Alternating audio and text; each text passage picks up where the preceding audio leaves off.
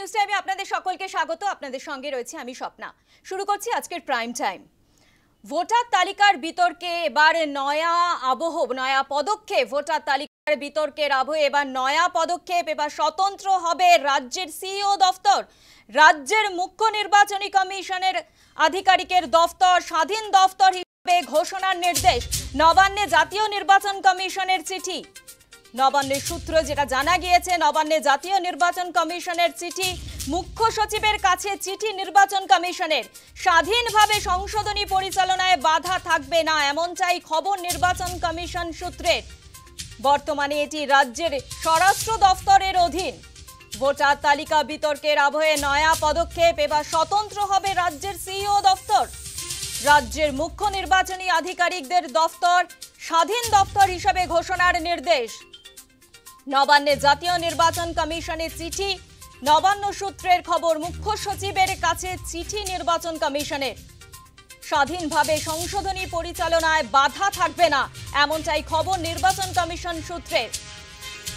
বর্তমানে এটি রাজ্যের স্বরাষ্ট্র দফতরের অধীন। আপনারা দেখতে পাচ্ছেন সেই যে নোটিশ পাঠানো হয়েছে, যে নির্দেশিকা পাঠানো হয়েছে, সেই ছবি। ভোটার তালিকায় বিতর্কের আবহে নয়া পদক্ষেপ। এবার স্বতন্ত্র হবে রাজ্যের সিইও দফতর। প্রশ্ন উঠছে, রাজ্যের মুখ্য নির্বাচনী আধিকারিকদের দফতর স্বাধীন দফতর হিসাবে ঘোষণার নির্দেশ। নবান্নে জাতীয় নির্বাচন কমিশনের চিঠি। নবান্ন সূত্রে খবর, মুখ্য সচিবের কাছে চিঠি নির্বাচন কমিশনের।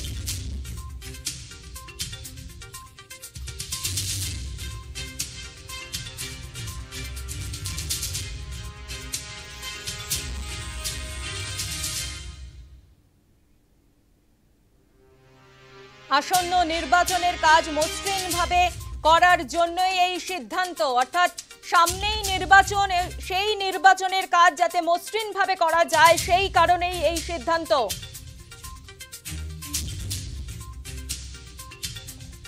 যে সকল জায়গায় অফিসার নিয়োগের কথা বলা হয়েছে, সেই কাজ যাতে মসৃণভাবে করা যায়, সেই কারণেই এই সিদ্ধান্ত, এমনটাই জানা গিয়েছে। সামনেই নির্বাচন, সেই নির্বাচনের কাজ যাতে মসৃণভাবে করা যায়, সেই কারণে এই সিদ্ধান্ত।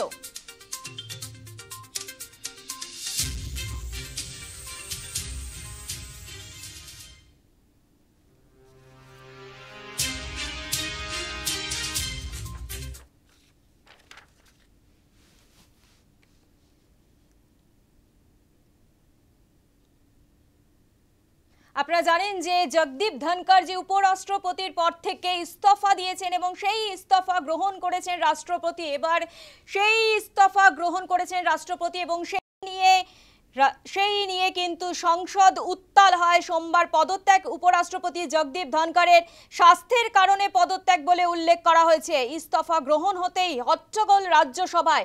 হট্টগোলের জেরে মুলতুবি রাজ্যসভা। 2022-এর অগাস্টে উপরাষ্ট্রপতি পদে বসেন। সোমবারও রাজ্যসভা পরিচালনা করেছেন। মেয়াদ শেষে 2 বছর আগে কেন পদত্যাগ? রাজ্যসভায় প্রশ্ন তুলে বিক্ষোভ বিরোধীদের। পরবর্তী উপরাষ্ট্রপতি কে হবেন, সেই নিয়ে ইতিমধ্যেই জল্পনা রাজনৈতিক মহলে। সোমবার পদত্যাগ পত্র দেন উপরাষ্ট্রপতি জগদীপ ধনকর এবং সেই ইস্তফা গ্রহণ করেছেন রাষ্ট্রপতি। সকালে কাজ সেরে রাতেই ইস্তফাপত্র পাঠান। স্বাস্থ্যের কারণে পদত্যাগ বলে উল্লেখ করা হয়েছে, কিন্তু প্রশ্ন উঠছে যে সকালে যদি কাজ করে থাকেন তাহলে কেন সন্ধ্যের মধ্যেই তিনি পদত্যাগ দিলেন? এই প্রশ্ন কিন্তু বিরোধীরা করছেন। ইস্তফা গ্রহণ হতেই হই হট্টগোল রাজ্যসভায়। হই হট্টগোলের জেরে মুলতবি রাজ্যসভা।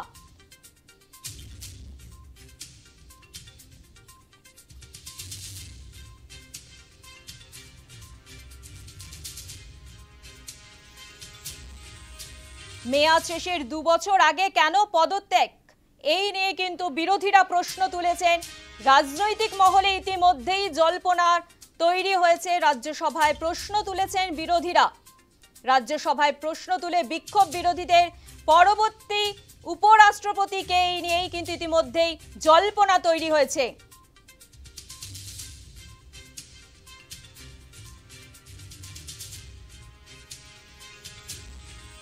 শুধুই কি স্বাস্থ্যের কারণে তিনি পদত্যাগ করলেন নাকি রাজনৈতিক কোনো কারণ রয়েছে সেই নিয়ে কিন্তু রাজনৈতিক মহলে ইতিমধ্যেই প্রশ্ন উঠতে শুরু করেছে, জল্পনা তৈরি হয়েছে।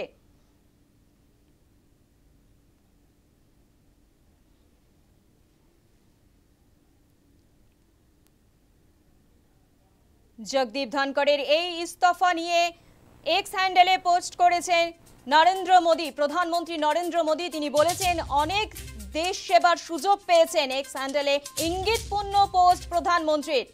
জগদীপ ধনকরের সুস্বাস্থ্য কামনা, এক্স হ্যান্ডেলে সুস্বাস্থ্য কামনা করেন প্রধানমন্ত্রী। অনেক দেশ সেবার সুযোগ পেয়েছেন, এক্স হ্যান্ডেলে ইঙ্গিতপূর্ণ পোস্ট প্রধানমন্ত্রী নরেন্দ্র মোদী। জগদীপ ধনকরের সুস্বাস্থ্য কামনা করেছেন, এক্স হ্যান্ডেলে পোস্ট প্রধানমন্ত্রীর।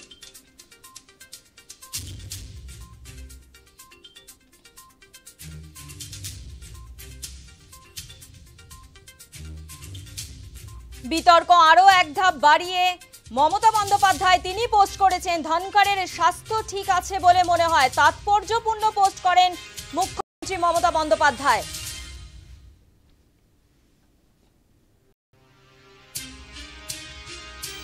I don't have any comments about it because let us see the things. Let us watch. He's wealthy man. He's a healthy man. I think his health is absolutely okay.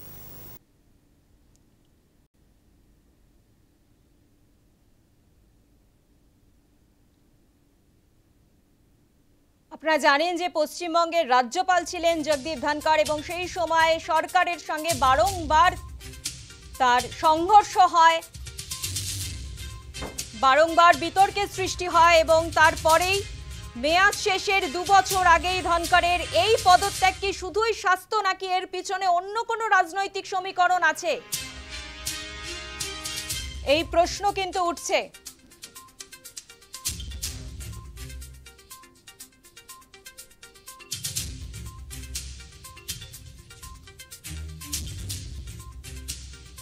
মেয়াদ শেষে 2 বছর আগেই ধনকরের পদত্যাগ কি শুধুই স্বাস্থ্য নাকি এর পেছনে কোনো রাজনৈতিক সমীকরণ আছে, এই বিষয়ে কি বলেছেন মনোজ ঝা, শোনাবো আপনাদের। हेल्थ रीजन से उन्होंने किया, इस पर मैं कोई टिप्पणी नहीं करना चाहूँगा। हमारा उनसे विरोध रहा है कई अवसरों पर उनकी कार्यशैली से, लेकिन आज उन सब चीज़ों को उस पर चर्चा का कोई संदर्भ नहीं है। लेकिन मैं मानता हूँ कि आज तक जितने भी निर्णय इस सरकार में देखे, अगर इस्तीफे भी देखे हैं, उसमें पारदर्शिता नहीं झलकती है। 2 लोगों के बीच में कोई बातचीत होती है, लोकतंत्र इस प्रकार से बौना साबित होता है। लोकतंत्र को बौना करने की शुरुआत इन्होंने यहाँ से यहाँ में बहुत कर ली। এই বিষয়ে সমাজবাদী পার্টির নেতা অখিলেশ যাদব কি বলেছেন শোনাবো। जो हम लोगों को जानकारी मिली है स्वास्थ्य को लेकर के है, और इतनी उम्र में स्वास्थ्य को लेकर के तो चिंता करनी चाहिए हम सब लोगों को भी। इतना जब उम्र हो जाती है तो कई बार स्वास्थ्य को लेकर के चिंता करनी चाहिए। এই বিষয়ে কংগ্রেস সাংসদ গৌরব গগৈ কি বলেছেন শোনাবো আপনাদের। उपराष्ट्रपति जी का इस्तीफा अचानक है और दुर्भाग्यपूर्ण है। हम सबसे पहले उनके अच्छे स्वास्थ्य की कामना करते हैं, लेकिन ये भी जानना चाहते हैं कि क्या केंद्र सरकार के पास पहले से सूचना थी, क्योंकि केंद्र सरकार की तरफ से कोई बयान नहीं। हालांकि कल एक मीटिंग भी थी जिसमें केंद्र सरकार के मंत्रियों को उपस्थित रहना था, पर वे अनुपस्थित थे। अब तक प्रधानमंत्री मोदी जी की तरफ से कोई बयान भी नहीं, तो इससे साफ साफ जाहिर होता है कि जैसे केंद्र सरकार और उपराष्ट्रपति के बीच में रिश्ते थे वैसे रिश्ते अब नहीं हैं। और इस प्रकार का असमंजस क्यों, मुझे लगता है कि केंद्र सरकार को ही देश को बताना चाहिए कि क्या पहले से सूचना थी, क्या उनकी तैयारी है अगले उपराष्ट्रपति के संदर्भ में। অর্থাৎ মেয়াদ শেষের 2 বছর আগেই ধনকরের পদত্যাগ কি শুধুই স্বাস্থ্য নাকি এর পেছনে কোনো রাজনৈতিক সমীকরণ আছে, এই বিষয়ে আমরা কথা বলেছিলাম রাজনৈতিক বিশ্লেষক রাজা গোপাল ধর চক্রবর্তীর সঙ্গে। কি বলেছেন তিনি শুনবো। এর আগে যখন পশ্চিমবঙ্গের রাজ্যপাল ছিলেন উনি রিজাইন করেছিলেন সময়ের আগে, কেননা তখন ওনাকে যেটা প্রয়োজন ছিল যে আরো উচ্চ পদের একটা যাবার রাজ্যপাল থেকে ভাইস প্রেসিডেন্ট অনেক উচ্চ পদ, সেখানে উনি যেতে পেরেছিলেন বলে রিজাইন করেছিলেন। কিন্তু এখন যেটা উনি রিজাইনটা করলেন, উচ্চ পদে যাবার কোনো ব্যাপার নেই, কেননা রাষ্ট্রপতি পদ আর খালি নেই। উপরাষ্ট্রপতি পদের পরে রাষ্ট্রপতি, সেটা খালি নেই আমরা জানি, এবং মন্ত্রিসভার আর কোনো সেরকম গুরুত্বপূর্ণ জায়গাও খালি নেই যে সেখানে যাবেন। সুতরাং যে কোনো রাজনৈতিক উত্থানের জন্য উনি পদ ছেড়েছেন সেটা আমার তো মনে হচ্ছে না। যে স্বাস্থ্যের কারণ, সেটাও দেখুন, স্বাস্থ্য যদি এতই খারাপ থাকে সারাদিন উনি রাজ্যসভা চালালেন কি করে? সাধারণত তার একটা প্রকাশ ঘটে। স্বাস্থ্য এমনি খারাপ ছিল, সবাই জানে, যারা বয়স হয়েছে খারাপ যাচ্ছে এটা অনেকেই জানে। কালকের একটা জিনিস ঘটেছিল যেটা আমার কাছে একটু লেগেছে, যেটা জাস্টিস ভার্মার ইমপিচমেন্টের ব্যাপারে যারা পিটিশন জমা দিয়েছিল তাদের মধ্যে একজনের ডুপ্লিকেট সই ছিল বলে উনি এনকোয়ারি অর্ডার দিয়ে দিয়েছেন। বোঝাই যাচ্ছে একটা কঠিন সিদ্ধান্ত। সেখান থেকে অবসর মানে অনেকটা রাজনৈতিক সন্ন্যাস, সবকিছু থেকে বেরিয়ে যাওয়া। স্বাস্থ্যের কারণটাই গভীর বলে আমার মনে হয়।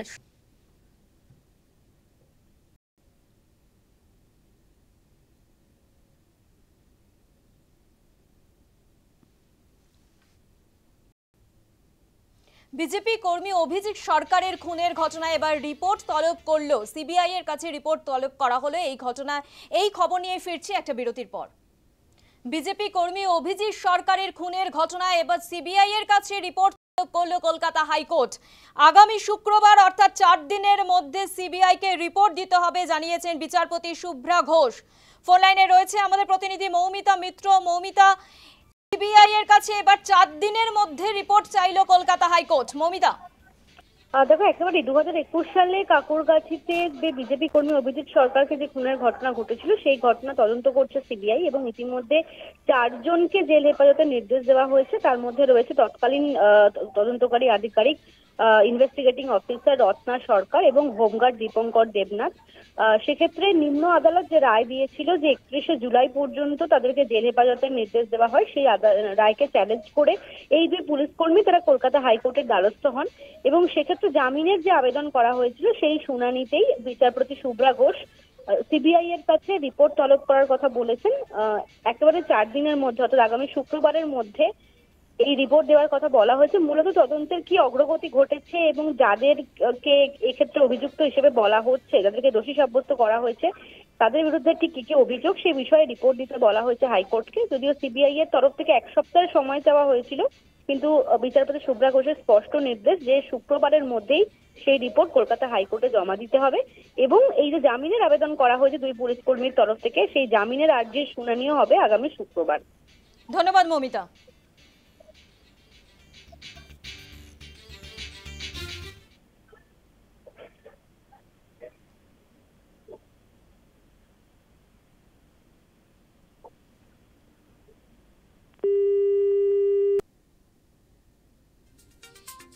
কাকুরগাছিতে বিজেপি কর্মী অভিজিৎ সরকারকে খুনের মামলায় সিবিআই এর কাছে রিপোর্ট তলব করলো কলকাতা হাইকোর্ট। আগামী শুক্রবার অর্থাৎ 4 দিনের মধ্যে সিবিআই কে রিপোর্ট দিতে হবে নির্দেশ দিয়েছেন বিচারপতি শুভ্রা ঘোষ। প্রসঙ্গত আমরা জানি যে তৎকালীন ইন্সপেক্টর রত্না সরকার এবং হোমগার্ড দীপঙ্কর দেবনাথকে 31শে জুলাই পর্যন্ত জেল হেফাজতের নির্দেশ দেওয়া হয়েছিল, নির্দেশ দিয়েছিল শিয়ালদাহ কোর্ট। এবার সেই নিম্ন আদালতের নির্দেশকে চ্যালেঞ্জ করে কলকাতা হাইকোর্টে জামিনের আর্জি জানান 2 পুলিশ কর্মী।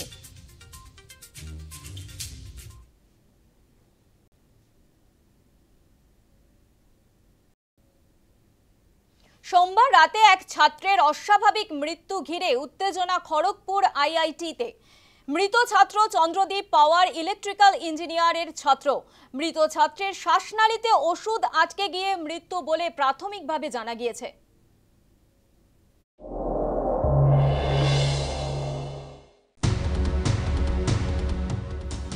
আবারও মৃত্যু খড়গপুর আইআইটিতে। সোমবার রাতে এক ছাত্রের অস্বাভাবিক মৃত্যু ঘিরে উত্তেজনা। মৃত ছাত্র চন্দ্রদীপ পাওয়ার ইলেকট্রিক্যাল ইঞ্জিনিয়ারিং এর ছাত্র, মধ্যপ্রদেশের বাসিন্দা। মৃত ছাত্রের শ্বাসনালীতে ওষুধ আটকে গিয়ে মৃত্যু বলে প্রাথমিকভাবে জানিয়েছে আইআইটি কর্তৃপক্ষ।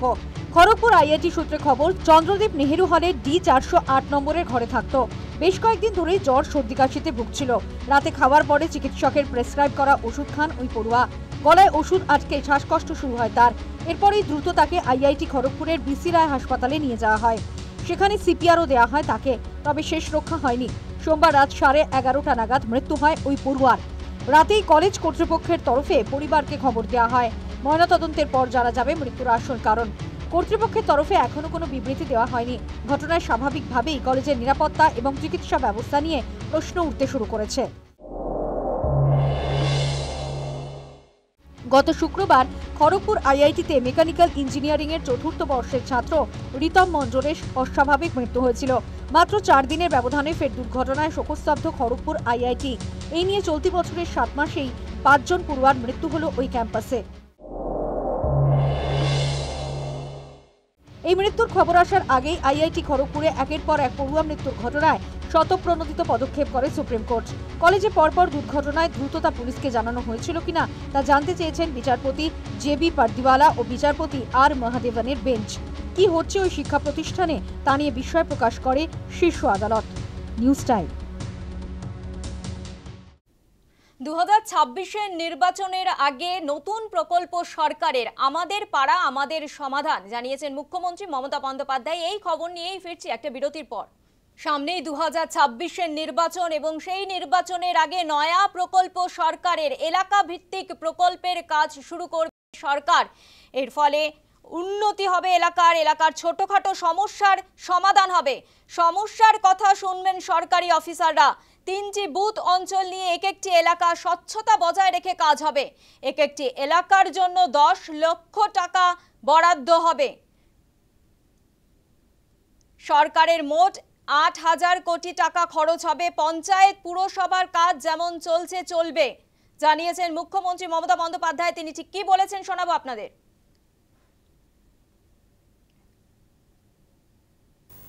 অনেক সুযোগ আমরা দুয়ারে সরকার থেকে অনেক মানুষের কাছে পৌঁছাতে পেরেছি। সেই জন্য দুয়ারে সরকারে যারা পার্টিসিপেট করেছিলেন, অফিসার সহ, সরকারি কর্মচারী সহ, বিডিও, এসডিও, ডিএম, আইসি, ওসি, এসপি, অ্যাডিশনাল এসপি সহ, ডিএসপি সবাই সহ, সাধারণ মানুষও যারা এসছিলেন তাদের কাছে আমরা কৃতজ্ঞতা জানাচ্ছি। আমরা অনেক সময় দেখি ছোট ছোট পাড়ায় হয়তো একটা কলের দরকার, হয়তো একটা ছোট্ট পাড়া তার একটা ছোট্ট গ্রামীণ রাস্তা অল্প করে দিলে তাকে কাদায় হাঁটতে হয় না। অনেক সময় আমরা বিদ্যুৎ পৌঁছেছি অনেক জায়গাতেই, কিন্তু বাই চান্স যদি কোনো জায়গা বাদ হয়ে যায় যেখানে ইলেকট্রিসিটি নেই, হয়তো একটা ইলেকট্রিক পোল বসাতে হবে বা বর্ষায় ভেঙে গেছে, এই রকম ধরনের ছোট ছোট কাজগুলো।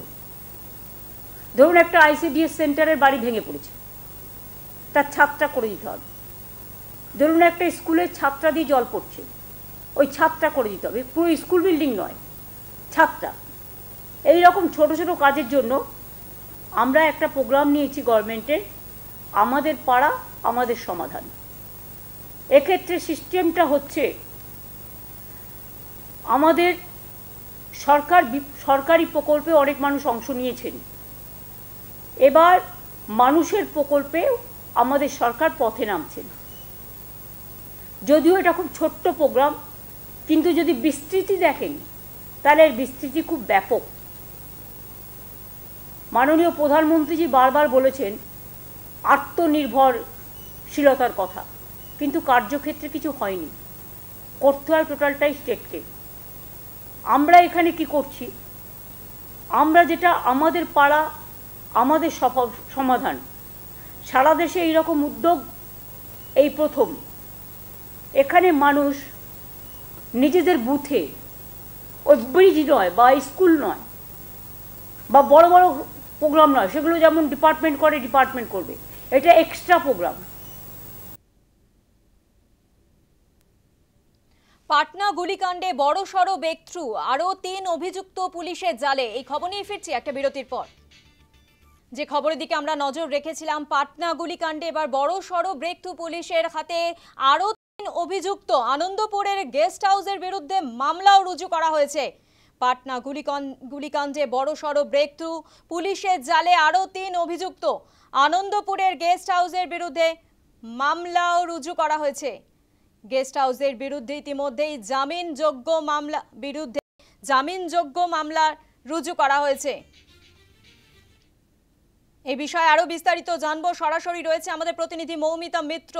মৌমিতা, পাটনা গুলিকাণ্ডে এবার বড় সড় ব্রেক থ্রু এবং 3 জন অভিযুক্ত আবারও পুলিশের জালে। মৌমিতা, একেবারেই কলকাতা থেকে অর্থাৎ আনন্দপুর থেকে যে 4 জনকে গ্রেফতার করা হয়েছিল তাদেরকে ইতিমধ্যে ট্রানজিট রিমান্ডে নিয়ে যাওয়া হয়েছে বিহারে। তার পাশাপাশি দেখা যাচ্ছে যে আরও 3 জনকে গ্রেফতার করা হয়েছে বিহার পুলিশের তরফ থেকে, এবং এই 3 জনের মধ্যে অন্যতম যে দুষ্কৃতী অভিষেক নামে একজনকে গ্রেফতার করা হয়েছে, এবং বলবন্ত এবং নিরঞ্জন নামে আরও 2 জন দুষ্কৃতী তাদেরকেও কিন্তু গ্রেফতার করা হয়েছে এই পরশ হাসপাতালে চন্দন মিশ্রকে যে খুনের ঘটনা রয়েছে সেখানে। এবং সিসিটিভি ক্যামেরাতে মূলত যাদেরকে দেখতে পাওয়া গিয়েছিল তাদেরকে সেখান থেকে চিহ্নিত করা হয়, এবং প্রত্যেকেই একেবারে দাগি দুষ্কৃতী বলা যেতে পারে।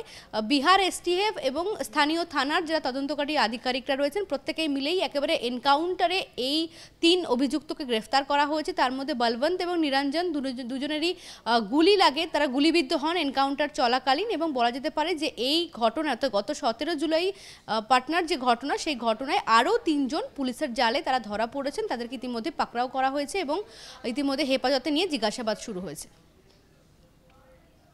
মৌমিতা, পাশাপাশি যেটা জানতে পারা যাচ্ছে যে আনন্দপুরের গেস্ট হাউসের বিরুদ্ধে জামিনযোগ্য ধারায় মামলা ইতিমধ্যেই রুজু করা হয়েছে। আর কি জানা যাচ্ছে মৌমিতা?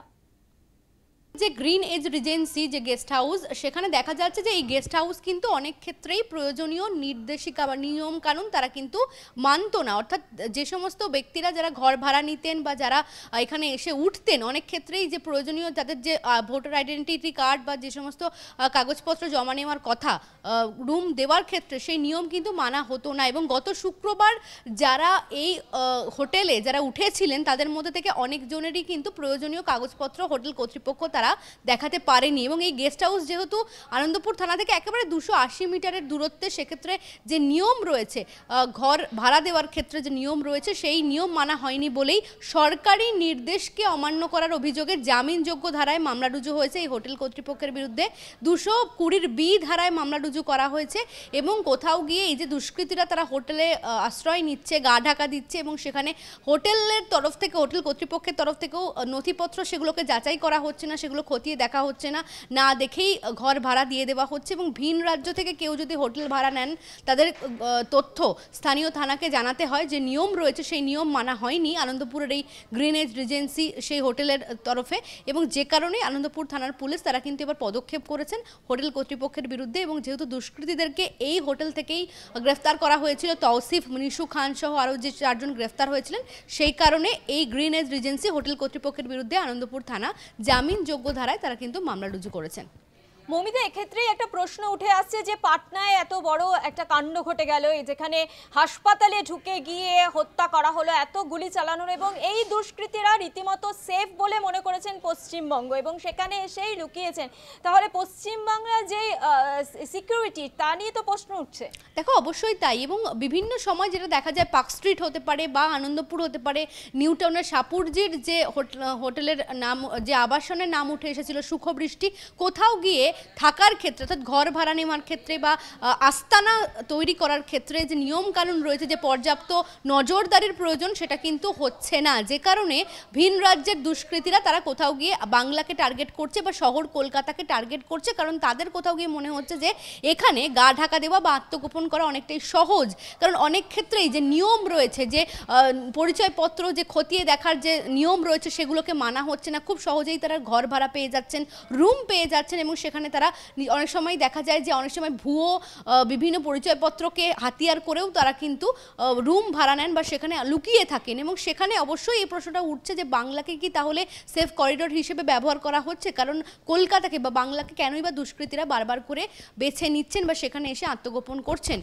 এক্ষেত্রে আনন্দপুরের যে হোটেল থেকে যে 4 জনকে গ্রেফতার করা হয়েছে বা পাটনার এই যে ঘটনা, সেই ঘটনা কিন্তু আবারও সেই প্রশ্নটাই উঠে গেল যে কলকাতাকে সেফ প্যাসেজ হিসেবে দুষ্কৃতীরা বা অপরাধীরা তারা কিন্তু ব্যবহার করতে চাইছে। বেশ, ধন্যবাদ মৌমিতা।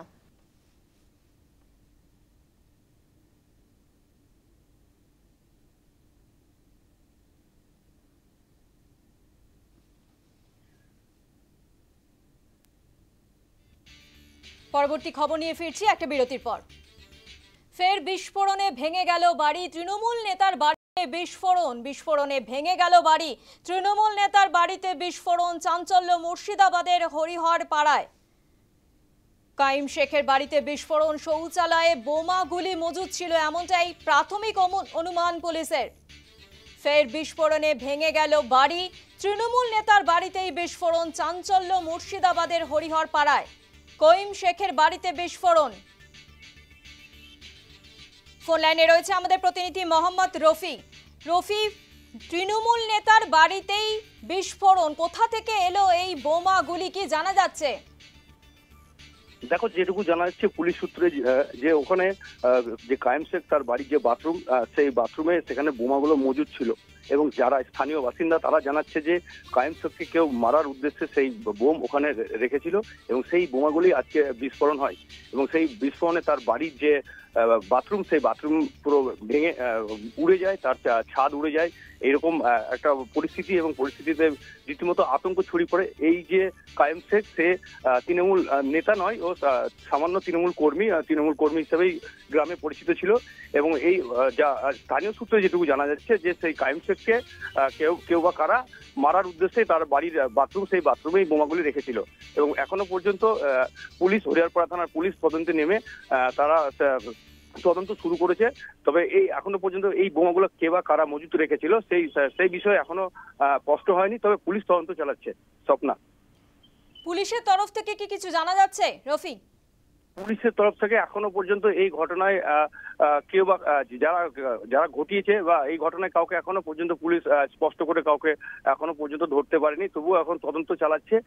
যেটুকু জানা যাচ্ছে যে কায়েম শেখকে মারার উদ্দেশ্যে এই বোমাগুলি বাথরুমে রাখা হয়েছিল, এইটুকুই এখনো পর্যন্ত পুলিশ সূত্রে খবর। তবে এই ঘটনায় এখনো পর্যন্ত কেউ আটক বা গ্রেপ্তার এখনো হয়নি।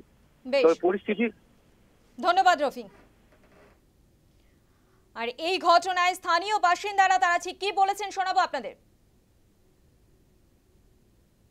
বৃষ্টির সময় একটা আওয়াজ হলো, আমরা মোটামুটি বাস টাস পড়লো, তো ইতিমধ্যে শুনছি নাকি যে বোমার আওয়াজ।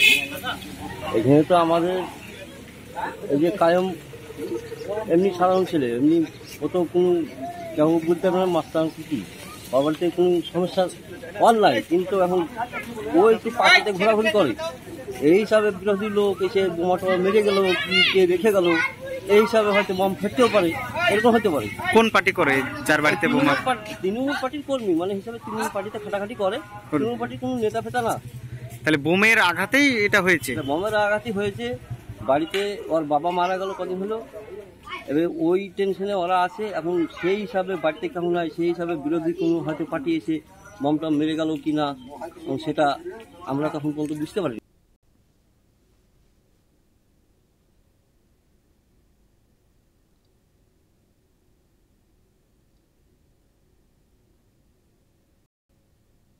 এবার যে খবরের দিকে নজর রাখবো, মুর্শিদাবাদে তৃণমূল নেতার বাড়িতেই জুয়ার আসর। মুর্শিদাবাদে তৃণমূল নেতার বাড়িতে জুয়ার আসর। মনীন্দ্রনগর অঞ্চল তৃণমূলের সভাপতি বলাই দত্ত। আর এই বিষয়ে প্রতিবেদন তুলে ধরেছে আমাদের প্রতিনিধি মোহাম্মদ রফি। বাড়ির মধ্যেই জুয়ার আসর বসানোর অভিযোগে গ্রেপ্তার তৃণমূল নেতা সহ 8 জন। ঘটনাটি ঘটেছে গতকাল বহরমপুরের মনীন্দ্রনগর এলাকায়। জানা যায় বলাই দত্ত নামে ওই ব্যক্তি, সে মনীন্দ্রনগর অঞ্চলের সভাপতি। সে তার বাড়িতেই গতকাল ছিল 21শে জুলাই, সেখানে যে কলকাতা ধর্মতলায় যে সমাবেশ, সেই সমাবেশে যোগ না দিয়ে নিজের বাড়িতেই জুয়ার আসর বসিয়েছিল এবং পুলিশ গোপন সূত্রে খবর পায় এবং খবর পেয়ে তার বাড়িতে হানা দেয় এবং সেখানে গিয়ে দেখে সেখানে জুয়ার আসর চলছে এবং সেখানে গিয়ে পুলিশ বলাই দত্ত সহ আরও 7 জনকে গ্রেপ্তার করেছে এবং ঘটনাস্থল থেকে উদ্ধার হয়েছে 2 লক্ষ টাকা। সঙ্গে সঙ্গে তাদেরকে আটক করে নিয়ে আসা হয় বহরমপুর থানায় এবং তারপরেও তাদের সকলকেই আজ বহরমপুর জেলা আদালতে তাদেরকে পাঠানো হয় নিজেদের হেফাজতে নেওয়ার জন্য এবং সেখানে বিচারক তাদের সকলকেই 3 দিনের জেল হেফাজতে নির্দেশ দেন। তবে এখনও পর্যন্ত এই ঘটনায় আরও কে বা কারা জড়িত রয়েছে এবং কতদিন ধরে তার বাড়িতে এই যে জুয়ার আসর, সেই জুয়ার আসর চলছিল, তার সমস্ত বিষয়ে তদন্ত শুরু করেছে বহরমপুর থানার পুলিশ। মুর্শিদাবাদ থেকে মোহাম্মদ রফির রিপোর্ট, নিউজ টাইম। এই বিষয়ে কংগ্রেস নেতা অধীর রঞ্জন চৌধুরী কি বলেছেন শোনাবো আপনাদের। শহীদ দিবসে আনন্দ করতে হবে, শহীদ দিবস মস্তি করার দিবস, তো তাই মদ খেতে হবে, জুয়া খেলতে হবে, এটা স্বাভাবিক। তৃণমূলের নেতারা তাই করেছে, শহীদ দিবসে উৎসব করেছে, জুয়া খেলেছে, তাতে পুলিশ অ্যারেস্ট করেছে, অসুবিধা কি আছে? জুয়ারি, মাতাল, খুনি, চোর, বাটপার, দুর্নীতিবাজ, এদের নিয়ে তো তৃণমূল, এদের নিয়ে দিদির সংসার। দিদির সংসারে জুয়ারি পাবেন, খুনি পাবেন, লুটেরা পাবেন, ধর্ষক পাবেন, কোনো অভাব নেই তাদের। সেই জুয়ার বোর্ড চালানো মানেটা কি? ওটা আরেক ধরনের ধান্দা। জুয়ার বোর্ড এ বাংলায়, জুয়ার বোর্ড এক জিনিস, প্লাস জুয়া এ বাংলার প্রতিটা অলিতে গলিতে চলছে। বাংলার মুখ্যমন্ত্রী চাকরি দিতে পারে না বেকারদের, রোজগার দিতে পারে না বেকারদের, বলে দিয়েছে তোমরা জুয়া খেলে নিজেদের ভাগ্য নির্ধারণ করো। হতাশ হয়ে গেলে মদ খাও, মদের দোকান খুলে দেওয়া হয়েছে গলিতে গলিতে, গ্রামে গ্রামে, আর রোজগার করার জন্য জুয়া খেলা। ব্যবসায়ীকে লক্ষ্য করে গুলি, পরপর 5 রাউন্ড গুলি করে দুষ্কৃতীরা। ব্যবসায়ীকে লক্ষ্য করে গুলি, পরপর 5 রাউন্ড গুলি করে ব্যবসায়ীরা, দুষ্কৃতীরা। দক্ষিণ দিনাজপুরের ব্যবসায়ীকে লক্ষ্য করে গুলি, পরপর 5 রাউন্ড গুলি। ব্যবসায়ী মনোজিৎ মণ্ডলকে গুলির পর 3 লক্ষ টাকা নিয়ে চম্পট দুষ্কৃতীদের। এই বিষয়ে প্রতিবেদন তুলে ধরেছে আমাদের প্রতিনিধি শঙ্কর দাস।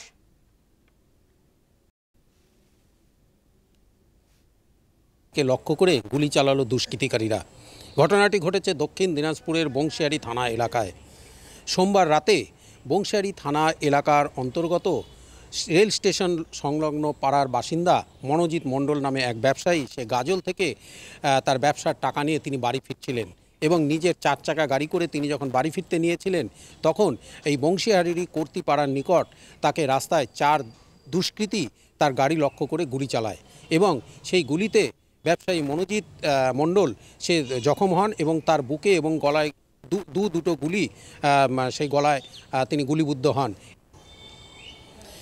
ফের রাজ্যে শুট আউটের ঘটনা, এবার দক্ষিণ দিনাজপুরের বংশিয়ারি থানা এলাকায়। সোমবার রাতে এই বংশিয়ারি থানা এলাকার কর্তিপাড়ার নিকট এক সবজি ব্যবসায়ীকে লক্ষ্য করে গুলি চালালো দুষ্কৃতিকারীরা এদিন মোট 5 রাউন্ড গুলি চালায় এবং সেই 5 রাউন্ডের মধ্যে 2টি গুলি পেয়েছে এবং জেলা পুলিশ সুপার যেটা জানিয়েছেন যে শীঘ্রই সেই দুষ্কৃতিকারীরা তারা ধরা পড়ে যাবে এবং এই ঘটনার পেছনে অন্যান্য আরও কেউ জড়িত রয়েছে কিনা বা অন্য কোনো ঘটনা এর পেছনে রয়েছে কিনা সে ব্যাপারেও পুলিশ তদন্ত করছে। বালুরঘাট থেকে শঙ্কর দাস, নিউজ টাইম।